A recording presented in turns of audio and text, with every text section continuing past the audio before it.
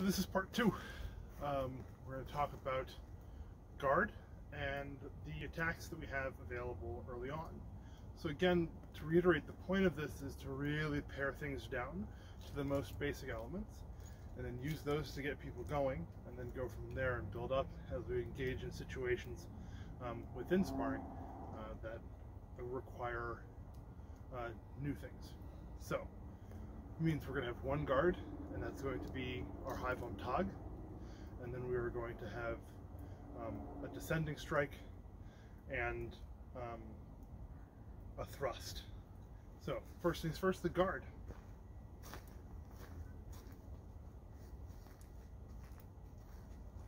Above the head, in our stance, pommel over the head, sword at 45 degrees, and this is where we're at.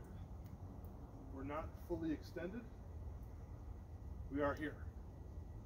So you don't want to go all the way up, you don't want to straighten the elbows, you want to keep them bent, and you want to be here. This allows us a lot of movement and some flexibility in what we're doing. The important thing to keep in mind in that guard is that guards are not a defensive point. They are a place to do the work from. So we are not defending ourselves physically in that position as much as we are maintaining a position of threat that is inherently defensive because of its ability to be offensive. So the next thing would be a descending cut. We can call it an overhow if we want. It's just up and then down. I'll get into the deeper mechanics of cutting at some point, but for now, think about getting the tip out. We do this by casting the tip forward first and leading with the tip. And then we use our arms to move the sword up and down, and if we decide to put an angle on that cut, we use our core to move that. And at first we'll do it stationarily in our stance, both with the dominant foot back and the dominant foot forward.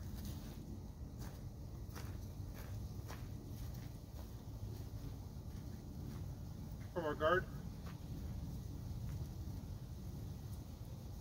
cast the tip out and bring it down. The difference between driving with the pommel and bringing the sword down and cutting, and driving the tip out and then bringing the sword down. Now it's a little harder to see because of my sweater, but we don't want to roll our shoulders forward in a big way when we do this.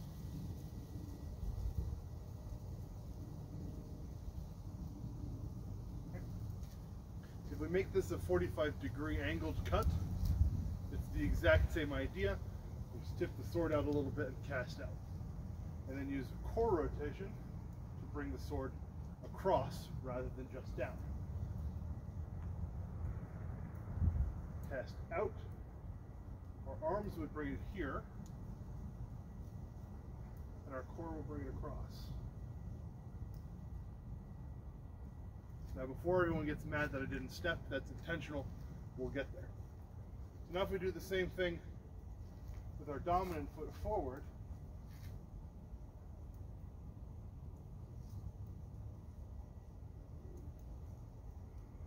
and then at 45,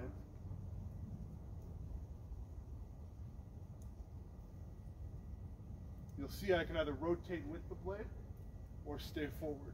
And essentially we want to keep our shoulders and our hips forward.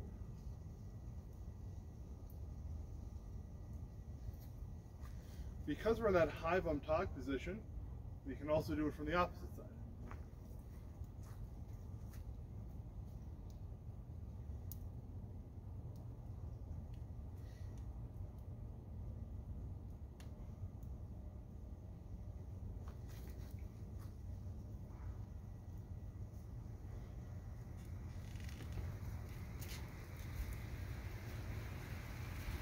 Now my other suggestion with that is to then do it with the step. So if you're either cutting straight up and down or from the dominant to the non-dominant side, we're taking a step forward from our stance with the dominant foot. and this is our passing step.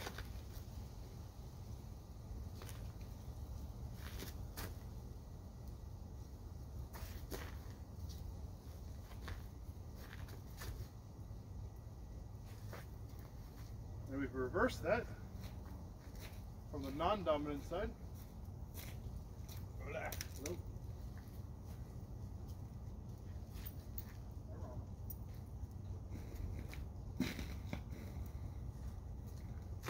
One of the key things to remember when taking a step while cutting, and this is also when just taking a step, is that our foot that is moving forward needs to land facing forward or slightly out, not in. If we're in and we put too much force in, it's the easiest way to roll our ankles and damage our ankles and our knees. If we keep our foot straight when it lands and think about moving forward rather than moving around, even if we're rotating with the upper body, we'll be safer and we'll be more engaged with the person in front of us that we're fighting as well. And so both of those things are important. The other thing I want to talk about is our thrust. Now, for the more advanced practitioners who are not just starting now, it'll look like we're an extended ox and then we're stepping forward. That's what that is. Why that is, we'll get into when we start putting these with other people. But the essential idea here is when you're thrusting, you're not thrusting with an arm motion. A thrust does not come from being back and ramming the sword forward. That is not how we thrust. It's not the ideal thrust. We want to be extended and in a position to move, and then just come forward. Okay?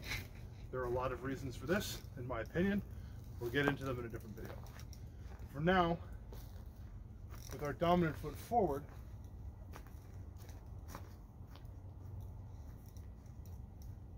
we'll take our sword, roll it up, keeping our wrists straight and aligned, and step.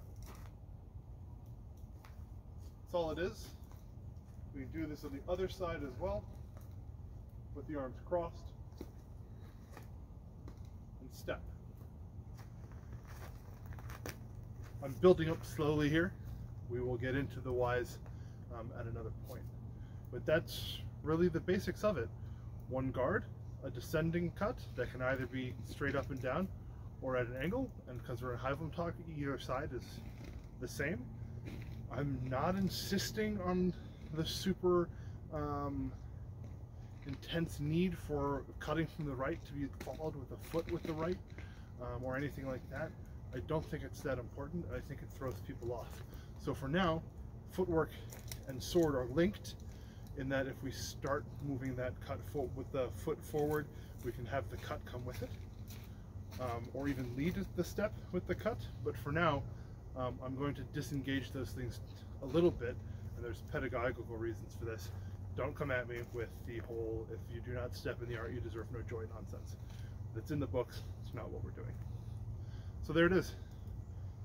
Stance, cuts, or guard, cuts, thrust.